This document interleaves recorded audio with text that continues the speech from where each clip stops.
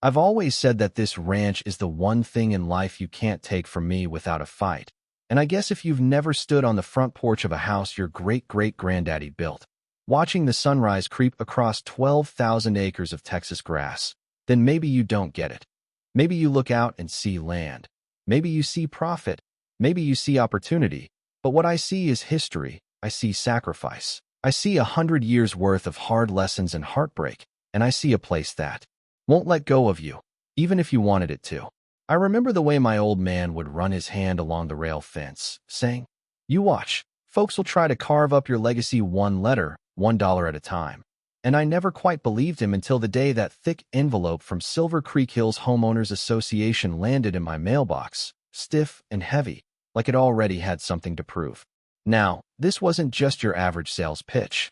No, this was the start of a campaign. All glossy language and gold-embossed crests, talking about shared resources and community spirit and equitable access to the river. But anyone with a lick of sense could read between those lines. They wanted my best 300 acres, the stretch that ran along the river, the heart of the whole damn ranch. And they were offering me a sum that might have bought you a patch of dirt behind a gas station, if you bargained. Hard enough. Let me back up a sec.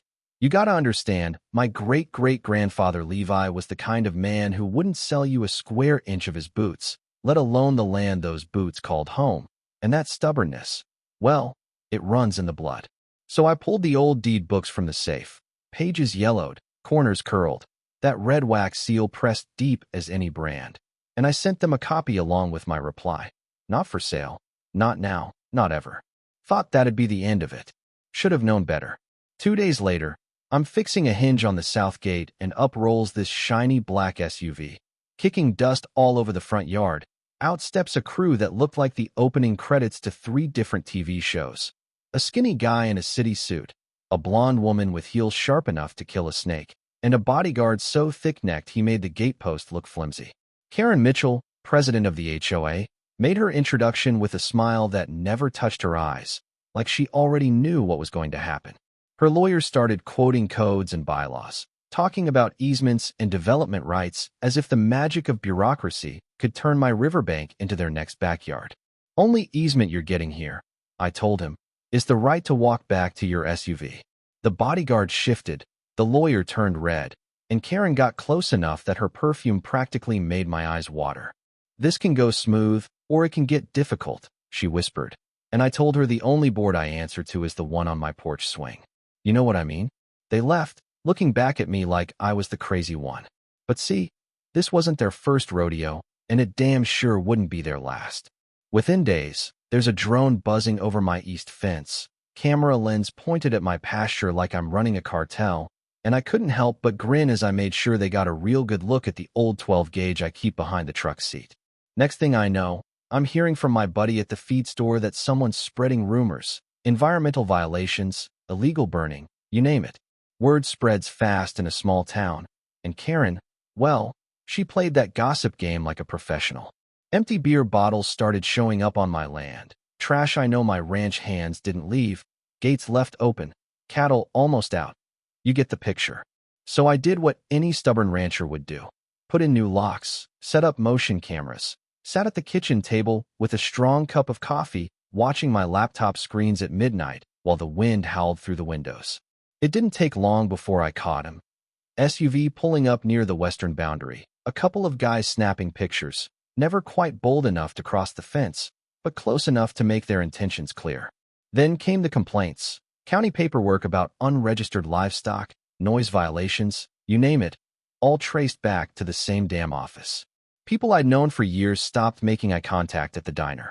"He's selling the ranch to out-of-state developers," Karen whispered in every ear she could find, hoping to stir up enough trouble to get the locals on her side.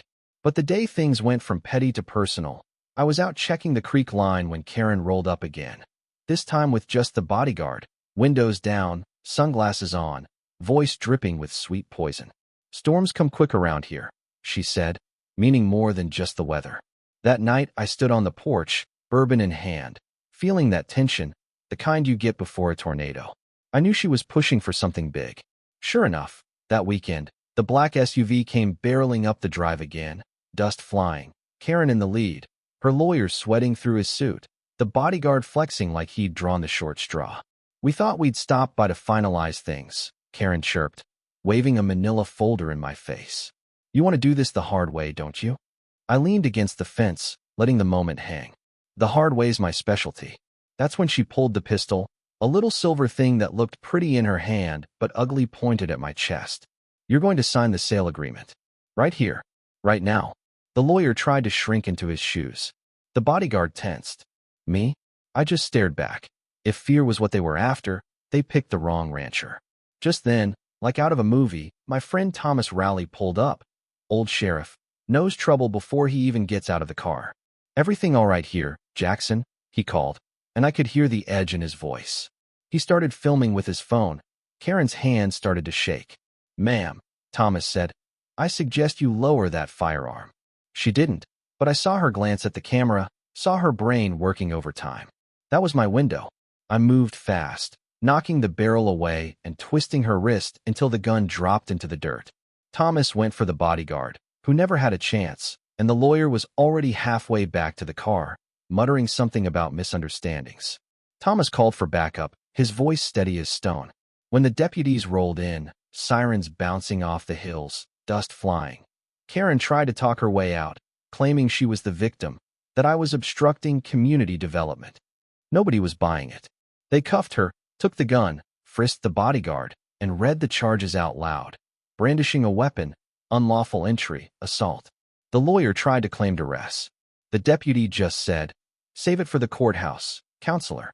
At the station, they wanted my whole story, and I gave it to them straight. Letters, drones, intimidation, today's standoff, the whole dirty playbook.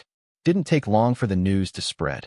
By the time I got back to the ranch, my phone was full of voicemails, curious neighbors, an anonymous threat telling me to stop making trouble for the community. My lawyer, Sandra, called that night, voice sharp as a barbed wire fence. "Don't get comfortable," she warned. "HOA's already spinning this, saying Karen was acting alone." I told her, "Fine, but let's see what the payroll says about her personal business."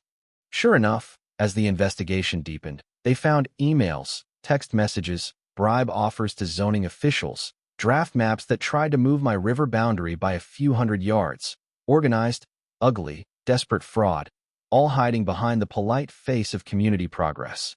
Twist is, Brian Cole, the attorney, cut a deal. Turns out, Karen had promised him a piece of the action once the land flipped, and the bodyguard was just muscle, hired to make folks like me reconsider. The Texas Rangers got involved. The paper ran the story. HOA president arrested in land grab scandal. My phone rang with more support than I'd had in years, but I knew better than to throw a party. People like Karen don't fold easy. The courthouse was packed the day the case went to trial. Neighbors, reporters, even a few folks who'd sided with Karen sitting in the back, arms folded tight. The prosecution rolled out the timeline. Video of Karen leveling a gun at my chest, emails showing fraud and bribery, Brian Cole's testimony laying out the whole plot.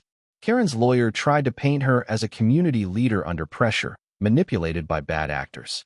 Sandra didn't let him get a word past the facts. "This isn't fear, Your Honor, it's intent, and we've got the forensics to prove the video wasn't altered." The jury took less than a day. Guilty on all counts.